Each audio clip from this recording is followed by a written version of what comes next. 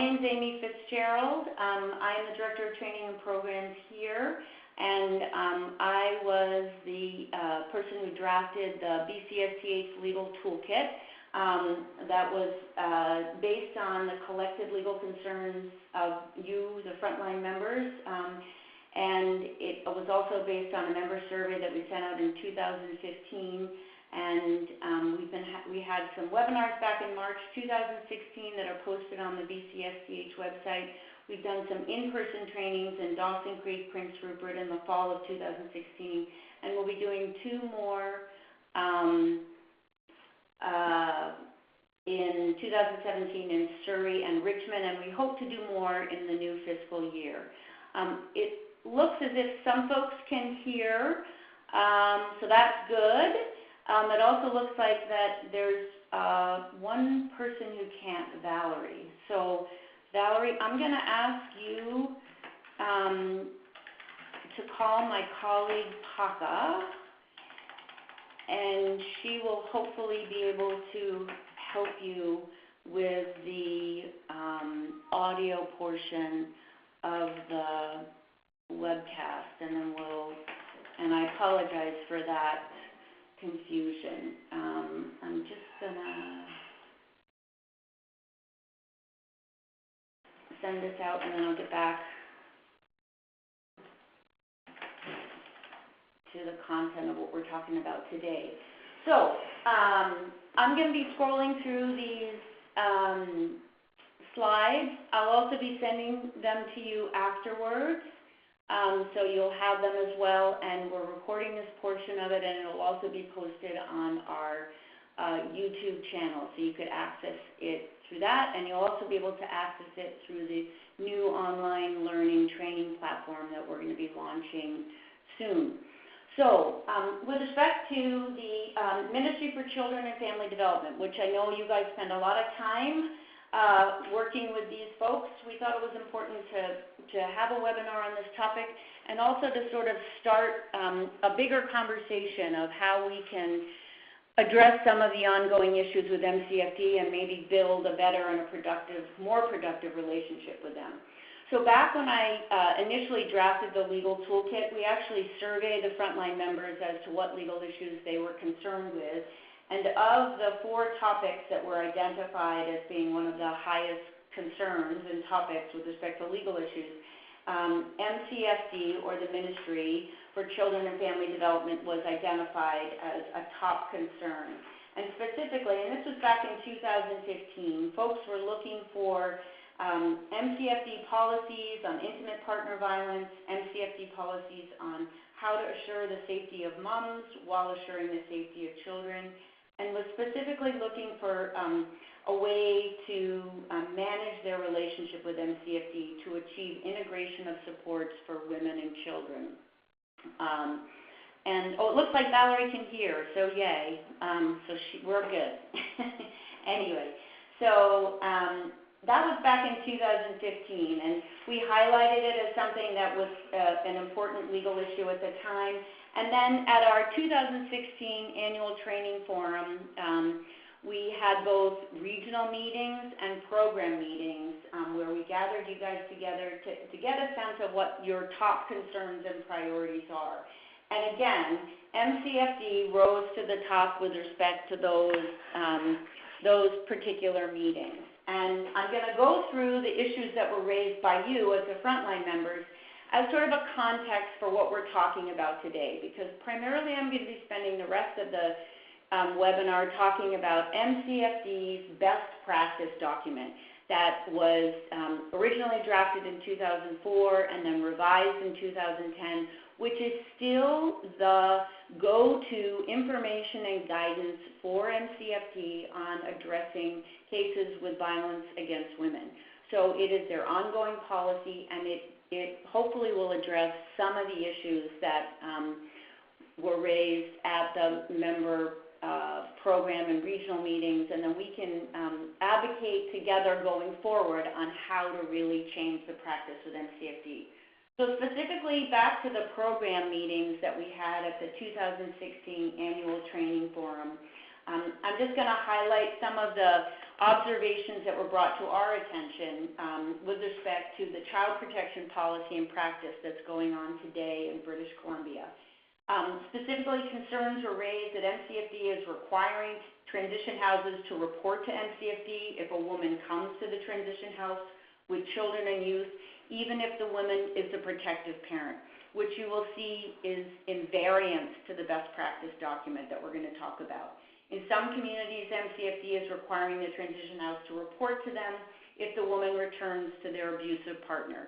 And again, that is in variance to some of the best practices that we're going to discuss. MCFD is expecting the transition houses to act as reporting organizations, not supporting organizations, which is deterring women from coming to the transition houses. And you'll see that part of the reason why MCFD adopted these best practices in 2004 and 2010 was because they were concerned that women were not coming into safety because they were afraid of the repercussions in terms of their children being potentially taken from them. So again, we seem to be seeing some of the same patterns that in the early 2000s that generated these best practices coming back in real time. Transition houses are seeing a trend where the children are not with the mother, but she's working to get the children back, but the steps that they set up are often impossible to attain. MCFD will sometimes show up at transition houses unannounced, and transition house programs indicated that they wanted to build a better relationship with MCFD, but they often found that they had a better relationship with the RCMP than they did with MCFD. Program noted that the MCFD best practice policy is not being practiced, not being followed, and that it should be, as it is, a well-crafted, women-centered policy, which it certainly is. And so that's part of the springboard of what we're going to be talking about today is those concerns. And the other concern that was raised throughout the program meeting was MCFD's practice that negates the transition house workers' expertise and discretion as professionals. They rely on them to report, but they don't rely on them for their expertise as professionals. And also it was noted that the MCFD criteria and interpretation for what constitutes a duty to report child abuse, family violence vary significantly across the province. And oftentimes the MCFD safety and case plans are very complicated for the woman, not woman-centered, and again, set up unattainable steps. So that's a summary of what the program meetings brought to our attention. And then with respect to, we also had regional meetings at the annual training forum. Very similar observations there, very similar voice. MCFD there was, it noted, was putting the onus of protection of children only on the mothers. They were not holding the abusers accountable for their behavior. And again, these are the regional meetings that really were across the province, representing all of our regions. Very similar concerns with respect to MCFD putting the onus of protection on the moms and not on the abusive partner or father. Workers were putting MCFD into the position of policing women and oftentimes encouraging that, and I put that in quotes, or forcing them to go into transition houses and to get into counseling or suffer the consequences of having their child removed. They felt that the MCFD social workers are not educated about violence against women. And once again, they talked about the MCFD best practice guide and the Aboriginal operational and practice standards indicators as being very good documents and documents that should be implemented, but that clearly are not being implemented today. And some of our regions noted that the relationship is not collaborative. It feels like they're on opposing teams and there's a lack of consistent practice, which you'll see that the whole purpose of the best practice document is to build collaboration and common ground. And they also talked about that there was a variable response across regions in terms of practice, and it often depended upon the team lead in each area, which is, again, not supposed to be the best practice for certain. Finally, it was observed by our various regions that They're using CWWA counseling and transition house workers as arms of MCFD to report, to ensure MCFD plans are being completed, and they're using shelters often for supervised visitation centers or places to hold people, as opposed to a supportive environment that can keep people safe and move people forward. So that's sort of a snapshot of what the concerns that have been raised by you guys out on the front line who are doing this all-important work on a daily basis. And so what we're trying to do here at the provincial office is to identify those issues and then move forward, collaboratively to figure out how we can improve practice. So I'm going to go to the next slide, and we're going to talk a little bit about the MCFD's best practice approaches to child protection and violence against women. And there's a link to the document here. It's a big document. It's definitely not light reading, but it's worth reading. It's 73 pages in total if you include the appendices. So I'm going to walk you through it and highlight some of the things that I think are important for you to know. A little bit about the history of this document that I think is important to know. So this has been around since the original version of it was in 2004, and it was revised in 2010 to reflect the VAWR, or Violence Against Women in Relationships policy. It was a document that was drafted by a collaborative document that was drafted by representatives from MCFD, from the Ministry of Public Safety and Solicitor General, from BC Women's Hospital, and anti-violence organizations. So the BC Society of Transition Houses was part of this working group, along with EVA BC. So it was a collaborative group that really got into the thick of it in a good way in terms of developing a document that advocates for a wide range of options to ensure the safety and well-being of the moms and the safety and well-being of the children. The document was developed basically because the system was broken at the time. And interestingly, hospitals were reporting that mothers and children were not accessing services because they were afraid and fearful of the ministry and the ministry involvement. So the service providers expressed concern that ministry intervention was unintentionally compromising women's safety and children rather than ensuring it. So that was the purpose of this document, and you can say that based on the observations at the annual training forum and based on the survey for the Toolkit, that those same conditions exist today. So let's take a look at the document together. So the major focus of the document is, as I put on the slide, the safety and well-being of the children. And they've tied the safety and well-being of the children, and it's dependent on the safety of the non-offending mom. And whenever possible, supportive services should be offered to the mom to enhance her ability to care safely for the children. So again, the document puts out a continuum of coordinated collaborative services, with removal as being the most extreme options. And so we'll go through some of these other voluntary services and other safety planning and all these other steps that can be done along the way in conjunction with the mom and in conjunction, importantly, with the anti-violence frontline workers. So this is, again, a woman-centered document, as is demonstrated by, and I put the sites in there. So these are quotes from this document. Like this is their language. So and what I would encourage you to do is I'm going to give you a nutshell of what it is today. Take a peek at it on your own when you've got a little bit of time at your desk, and pull pieces out that help you in terms of negotiating and building a relationship with MCFD, and say, I was looking at your best practice approaches for child protection and violence against women, and I noticed on page 6 that this is one of your major focuses. So how can we accomplish that together today for my client, or for my, for the folks, the child that I'm working with? The other interesting thing was, and this is again all listed, all quoted, the goals of the best practice are to keep children and their moms safer by connecting the safety of the mom with the safety of the child, which is very different, it seems, than what the practice is today. providing supportive services in order to enhance the mom's ability to care for the children, to prevent future violence, and to build on the strength of the women and the child welfare services.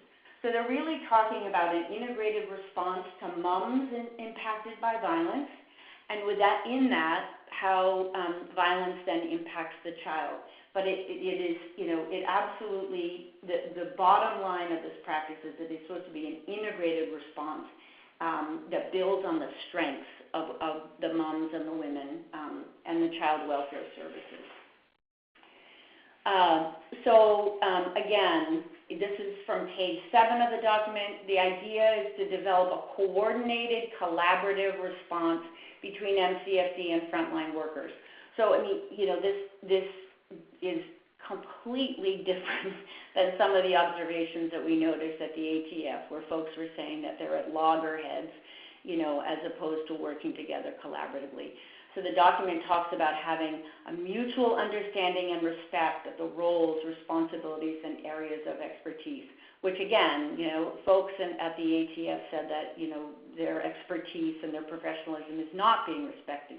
So here there's language and guidance to MCFD saying this is part of their mandate. This is part of what they should be doing with respect to violence against women cases.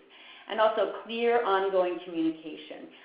A lot of this document talks about how important it is to be transparent with the women and with the children, and how that transparency will build trust and will ensure the safety of the mothers and their children. So again, good language here. Obviously flies in the face of the realities that we're dealing with, but but the bottom line is this is their best practices. So this is something that they should be trained on, and this is something that should be incorporated in their daily practice. The other interesting piece about, and it's discussed on page 7, is that it is a woman-centered approach. It specifically says this. This is a woman-centered approach, working from women's experiences and women's strengths. And it goes through the key aspects of what a woman-centered approach is. And so, again, important information to know, given the fact that you are working with women and moms. Again, I just want to make sure I apologize that my computer just flipped, and I want to make sure I'm in the right place. So, again, building a partnership with women and working from the women-centered approach, what we were just talking about, using the mother's strengths and the mother's strategy to keep themselves and their kids safe. So there's a lot of language in the document talking about what moms do to safety plan and what decisions they make, and given these dire circumstances that they're in, and the importance of thinking of that context in terms of determining what's realistic for them and what's doable for them. So again, if you think about it in terms of the observations at the ATF, where folks were saying that some of these plans that are being set up for the moms are impossible to attain for a variety of reasons because of the difficult circumstances they're in. This is all something that they shouldn't be doing based on this. The idea is to take that context into consideration and to think about what moms are capable of doing given those circumstances and develop a trusting and respectful relationship. It also talks about how complex it is for moms in these circumstances, and also how complex it is for child welfare workers to assess and intervene for a child's safety, and how it's important to rely on the experts in the field, so that would be the frontline folks, you, and also on mom and her choices and her ability to make choices.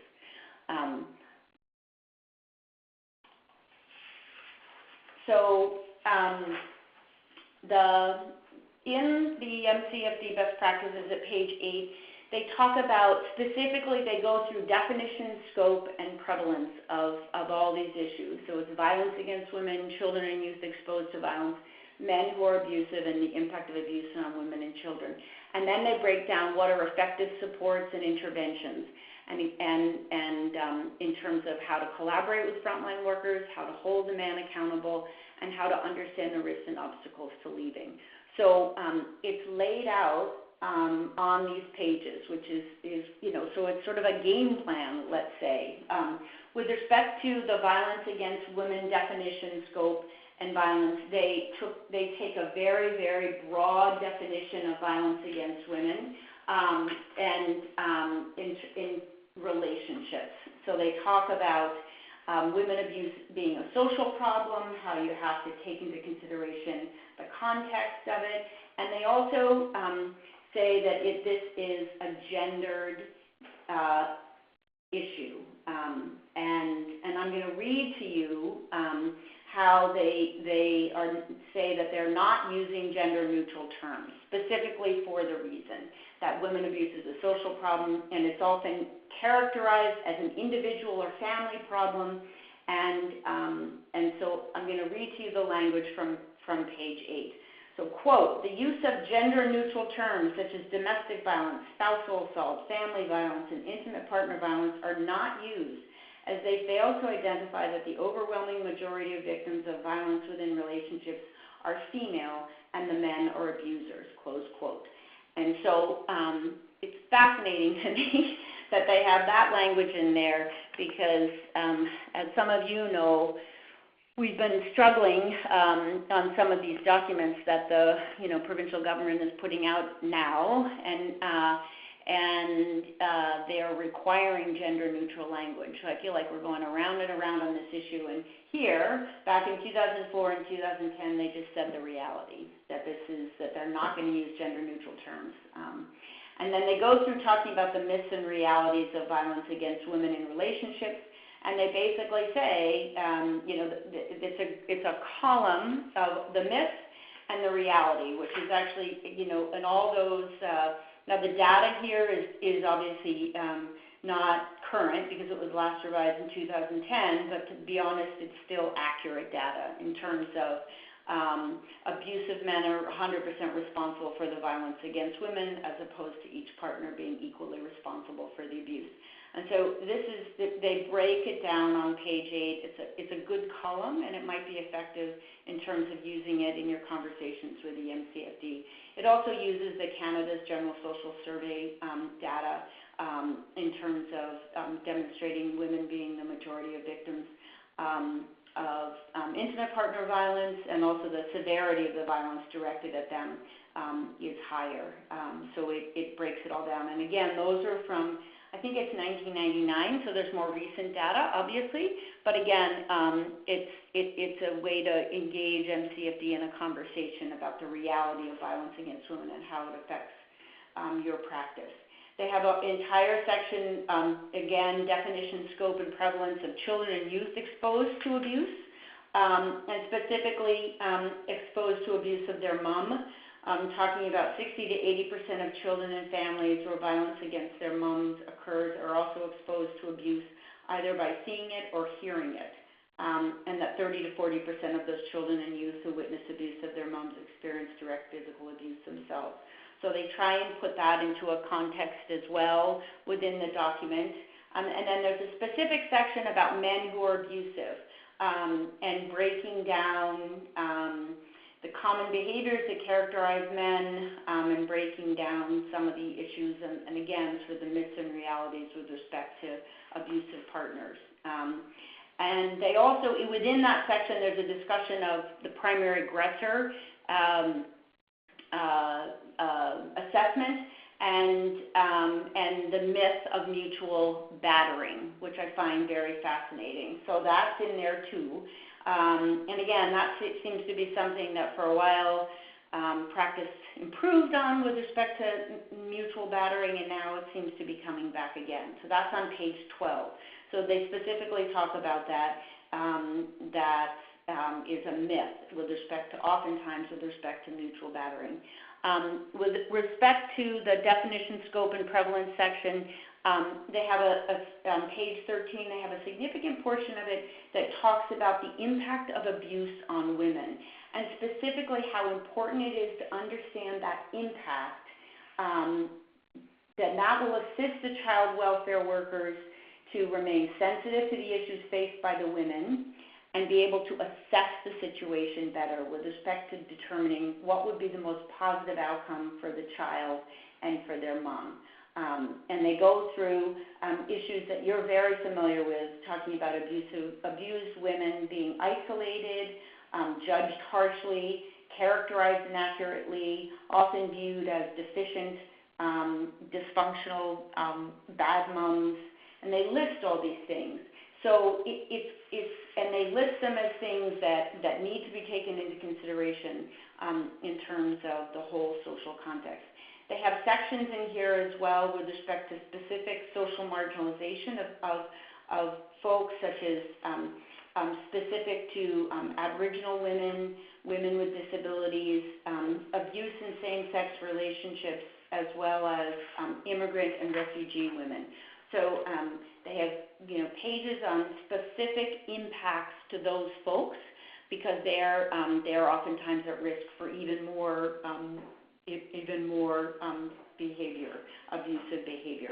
They also talk about women abuse, substance abuse, and mental ill health, and the significant rates of violence in those circumstances. So lots of information in here with respect to the impact of abuse on moms, and how that should be taken into consideration, not to undermine their ability to be good moms, but to determine what the effective supports and interventions could be. So they talk about the impact on mothering of when there's violence against women. So again, the idea behind this document is to identify the realities that folks deal with, and then to build the effective support and interventions by MCFD. And the whole next section of the document specifically talks about how to build these effective interventions in collaboration with the frontline workers that would result in holding the abusive partner accountable, and also being realistic about what the woman is capable of doing in terms of escaping the violence, maintaining safety, and next steps. And it all should be done in collaboration with the women's transition house workers, the stopping the violence counselors, the specialized victim assistance workers, the multicultural support workers, everybody working together to reflect this coordinated approach to what they see as a complex issue, but an issue that can be responded to with effective supports and interventions. So within that sort of framework that this document sets up, they provide you a breakdown of all these different kinds of, I suppose, interventions or effective supports that might happen. And so I gave you the list of them here. In the document, they start at about, I think it's 26. So this is the best practice approaches, section 2. And so what's good about this part of the document and would be useful for you going forward is that it breaks it down in terms of these different stages. So if you've got, for instance, the report is specifically having to do with duty to report. Police is specific to when you're going to have to have police intervention. Scroll down further, the MCFD court hearings, it talks about how to prepare for those hearings. And again, this is for MCFD, but the interesting thing about this document is that there's sort of an assumption that the frontline workers are collaborative partners in every single step of the process, which is different, I think, than what's happening now. It doesn't mean that we can't try and go back to this. Doesn't mean that MCFD shouldn't be trained on this and understand clearly what their responsibilities and what the best practice is. But good to have it for you as a resource, so when you are working with MCFD, you can cite it and talk to them about it. With respect to the report section, this is on page 27, and also now I'm just going to read this to you, a section from that. Again, this is just something that shows that there's language in here that can be helpful, but it doesn't seem to be the practice that we're experiencing today. So under receiving reports, and this is again, MCFD would be the one receiving the report. Quote, not all violence against women situations need to be reported to a child welfare worker. For example, children who accompany their mother to a transition house or to a children who witness abuse program do not fulfill the Section 14 reporting requirements. And we'll talk a little bit more about those reporting requirements. So this is something that we're seeing now, according to our ATF, program, regional meetings, pressure was being put on transition houses, you know, to report, because MCFD seemed to think that that was an obligation, that if a child accompanied their mom to a transition house, even if the mom was the protective parent, obviously, they were still needing to have that information be reported to a child welfare worker. So that's just an example how this document, you know, encourages the MCFD worker to assess each situation carefully in accordance with the existing standards, the policy, and the best practices. So that's an example of something that hopefully can be used with respect to going forward with your relationship with MCFD. With respect to the next best practice section, the police section, so specifically on page 28, there's a section called Contacting the Police. And again, I'm going to read this to you. Quote, although you are required to report allegations of child abuse to the police, you are not required to report a crime against an adult. For instance, relationship violence against the mother to the police. A mother may choose not to contact the police regarding violence in her relationship, often because of the increased risk of harm to herself or her children, or because of the fear or mistrust of authority figures. So again, this is instructing them on the reality of these situations, and on certain circumstances you have to act, but other circumstances you don't. And that when there's violence against the mom, the safety of the child is usually connected to her safety. So you've got to take that into consideration. With respect to determining an appropriate response, again, there's good language in there on page 29 talking about the presence of a child in a situation where violence against their mom exists does not necessarily warrant a child welfare investigation. This is a quote on page 29. It may be an opportunity to provide a family development response, or an FDR. So again, it talks about how there's a continuum of services that MCFD is offering, and how you have to take that into consideration when you're trying to determine what is the effective way to protect a child. So there's a family development response, there's voluntary services, there's safety service planning. So there's lots of services that could be put into place that are very short of removal. Very, you know, and provide, may be sufficient given the complete assessment of the situation if you take the context into account.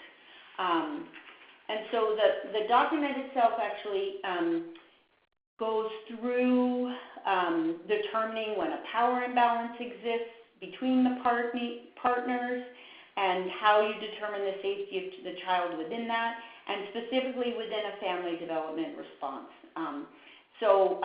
It talks about all that continuum of services, and then it also does talk about if you're not able to have an effective response, that then a child welfare investigation would be sort of the last resort. And that's the important thing, the way to see it. And also it really talks about transparency with the family, transparency with the frontline workers, and transparency with the mom in terms of all the safety considerations for protecting the children and for protecting the mom, and how it's supposed to be a collaborative assessment and planning process. And it also provides, the next section talks about when you actually have to plan and conduct an investigation, it actually breaks down how to do it, and to do it in a way that ensures the safety of the mom, ensures the safety of the child. And it breaks it down in sections. So it's you know, focused on the child's need for protection, but it's also focused on assessing the risks and the safety of the mom. And it talks about using a support person, and it talks about using frontline workers, even if you have to go to that level of action.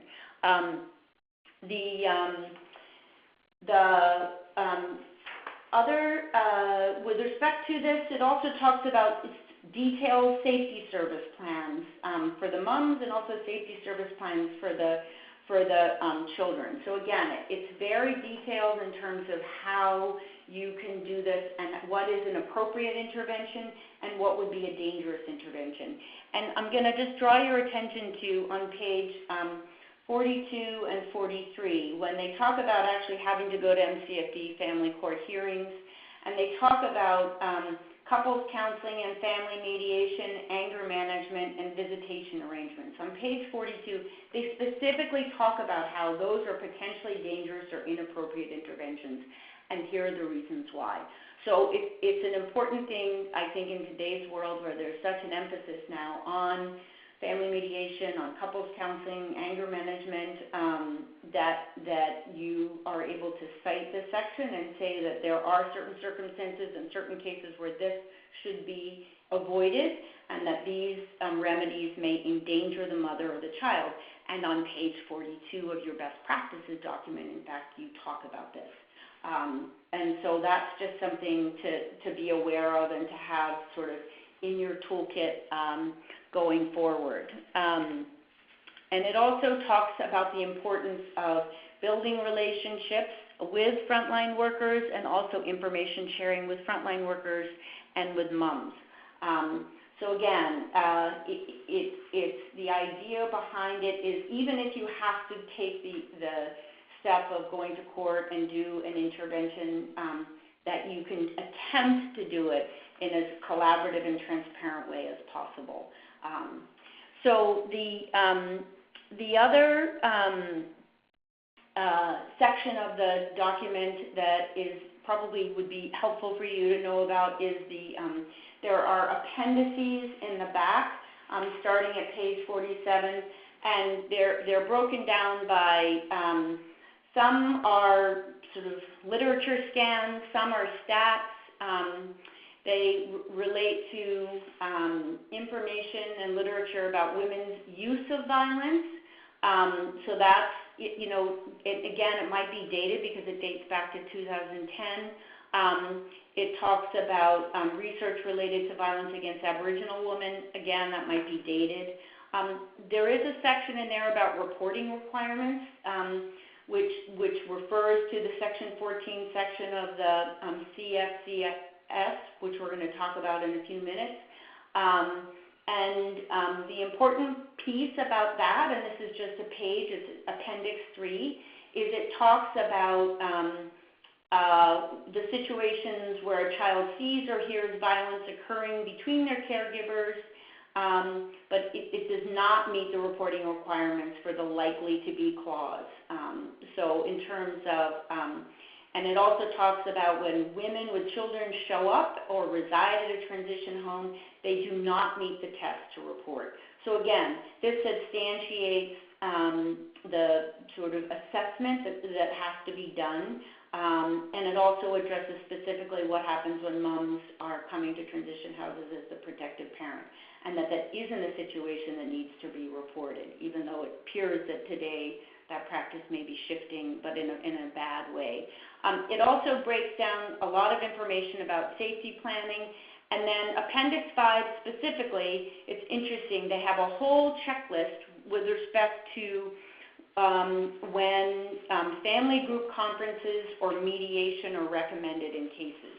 So again, it's sort of the underlying assumption of this document is that those may not be the best interventions, and then it gives you a whole host of reasons why mediation, for instance, might not be appropriate because of controlling, coercive, threatening tactics, verbal, emotional, sexual, or physical abuse, risks and impacts on the adult victim, risks and impacts on the child. And so again, it's a checklist that hopefully it can help you going forward. In terms of, because some of these issues are still, and certainly in today's practice with more and more mediation being used in these cases. So again, back to the issue of the duty to report piece. The document is the MCFD best practices document. I moved on to the duty to report slide. is that not all violence against women situations need to be reported to a child welfare worker. And it specifically talks about children who accompany their moms to transition houses or to a CWWA program do not fulfill the Section 14 reporting requirement. You know, there's again good language in there with respect to the duty to report piece. With respect to, so I put in a slide here about the Child, Family, and Community Services Act, MCFD, and the Family Law Act, just to sort of put these best practices into kind of this broader context, because sometimes it's confusing, I find, with thinking about the differences between these different pieces of legislation. So I'm just going to give you sort of a brief overview of these acts and sort of how there's some interplay between them. Talk a little bit about a case that talks about a limit to MCFD's powers. So basically in British Columbia, every person who's a parent or a guardian of a child is legally required to look after them. The Child, Family, and Community Services Act, or the CFCSA, outlines the standards that parents and guardians must meet when caring for a child, and it also outlines what the government can do if a parent or a guardian can't adequately care for the child. And so the MCFD, or the Ministry for Children, Family, and Development, which was formerly called Social Services, is the government department that has social workers, and their job is to ensure that the people care for children at this community-accepted standard that's part of the CFCSA. And they're also the folks that would step in if those criteria aren't being met. With respect to the Family Law Act, you know, there are two different laws with two different purposes. The CFCSA applies to parents who are, for instance, separating or divorcing and who are agreeing about who should look after their child, or when MCFD or the government is involved because there's some allegations of conduct that would rise to the level of MCFD being involved. The Family Law Act applies when parents don't agree, are disputing, and are asking the court to decide who should have parenting time, who should make decisions about the child, what the parent responsibility should be, who should pay child support, and so that's where the Family Law Act is.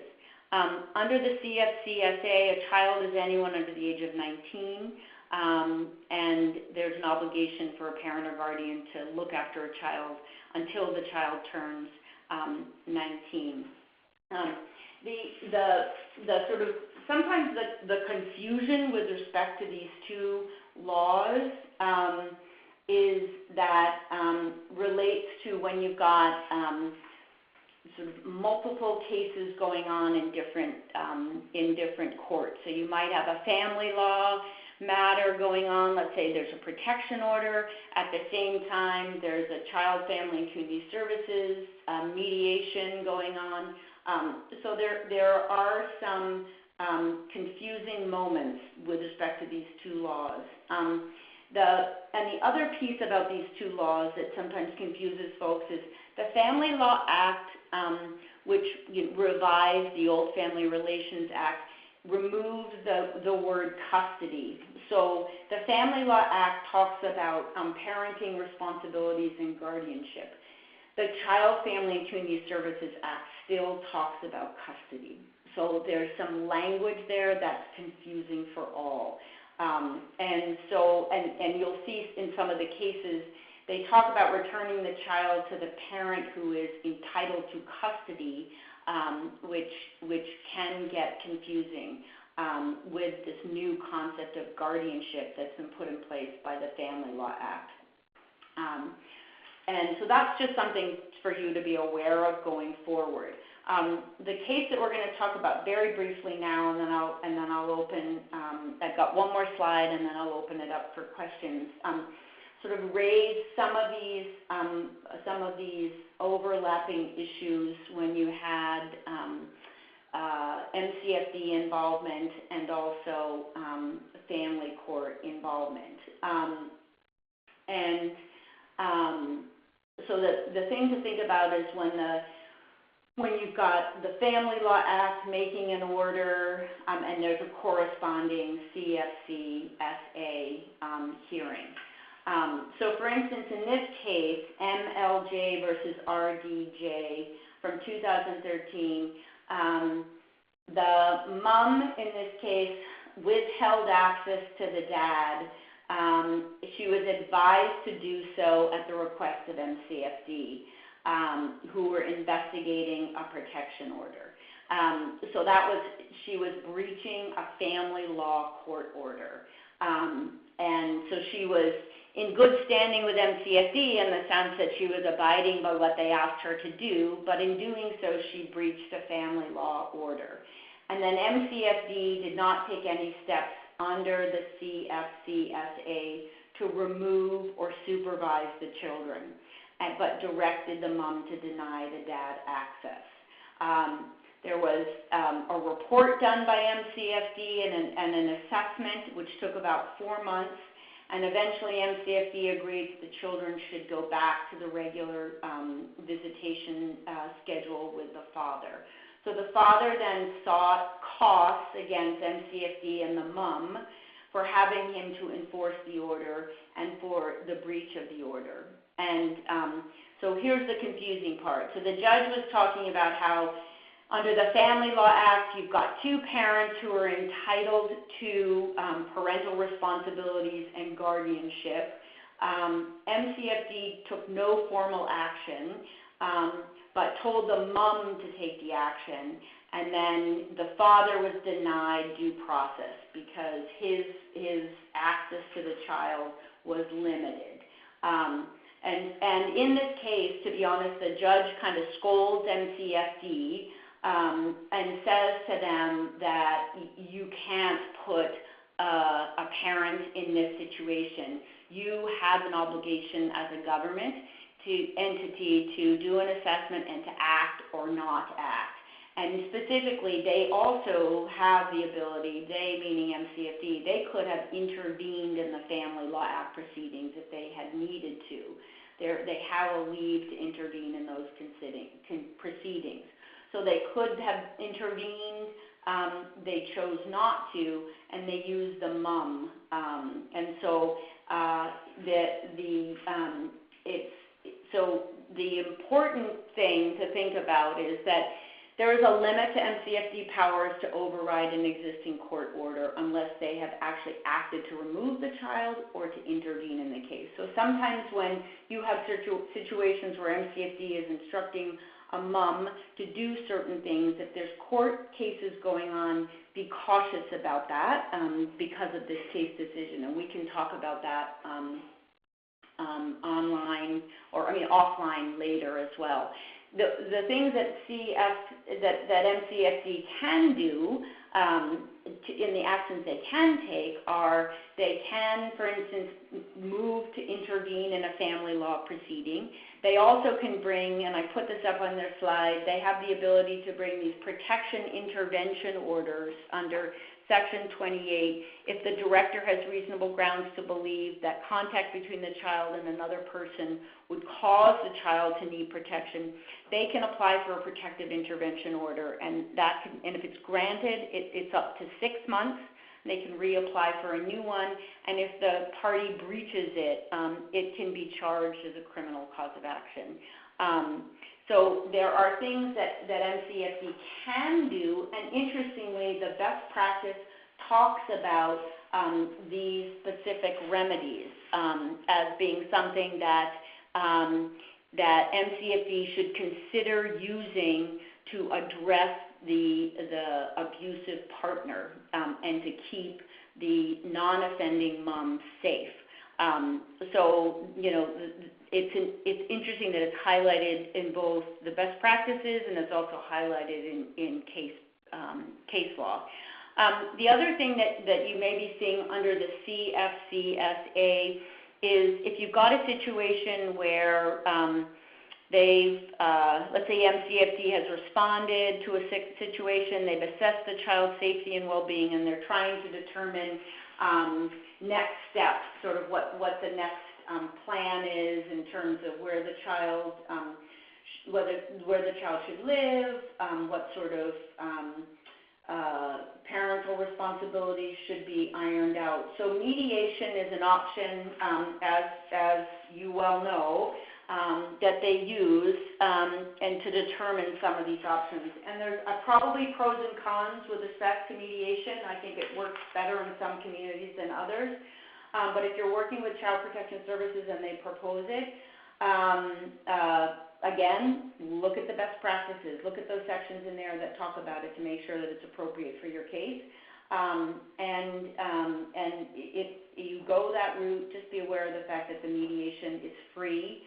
But the other piece about it is that they do not screen currently for family violence circumstances as they do in Family Law Act mediation. So it might be something that you would have to raise based on the best practices document that you have in front of you. So before I open up for questions, I just wanted to let you guys know that we are, meaning the office here in Vancouver, the BC Society of Transition Houses, is sort of having ongoing consultations with MCFD about some of these concerns that have been raised by you guys. So Joanne Baker, our executive director, has been doing emotional abuse and coercive control trainings for MCFD in Region 1 and 2, and that was initiated by one of the regional managers at MCFD who felt like the training that they were receiving wasn't sufficient. And those trainings have been going well. They're for sort of mid-level managers, and the question is, if we go forward with those trainings, how and to whom. And at the last training Joanne did, which was in Surrey, one of the attendees asked the regional manager who was present why this information wasn't part of their everyday training that they received as workers. So there is some discussion with them. The other thing that our executive director, Joanne Baker, is trying to do is to actually develop a regular roundtable between transition houses and the MCFD about specific to issues related to MCFD. And there's been one meeting, and I think there's anticipated new meetings in the fiscal new year. So we are trying to move this forward in terms of trying to identify the issues and advocate for you with respect to MCFD and try and build somewhat of a better relationship, or at least an ability to start a conversation about some of these problems. I just highlighted this this document, Healing the Trauma of Domestic Violence, specific because it had been, and it's currently checked out, so it's a very popular document, but I just wanted to give folks a plug for this just because some folks have raised issues about how women can become their own best advocate and sort of become a confident person, and specifically how they would address managing contact with former partners, abusive partners, sort of going forward. And I just raised this with respect to the issue of emotional abuse and coercive and control training. So there's some interesting recommendations in this Healing the Trauma of Domestic Violence that might be useful to you when you're working with women who still have an ongoing relationship with an abusive partner, and sort of how to communicate with them in a way that doesn't trigger them.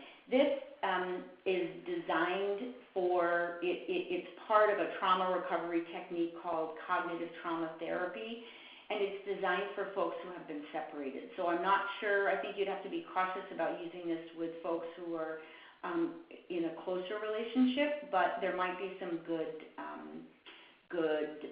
tools in there in terms of how women can communicate in a way that doesn't engage in the abusive dialogue, and that they're able to assert themselves and in a collaborative way. So I am going to now move on to the questions and the discussion. And I want to thank you all for hanging in there. I'm going to be posting this webinar that I've just recorded along with the slides. They'll be posted on the YouTube channel, and also we'll be posting them, as I stated at the beginning, on our new online training platform.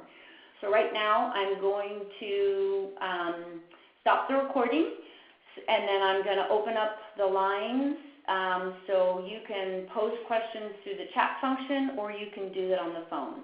So here goes. I'm stopping the recording. Thanks again.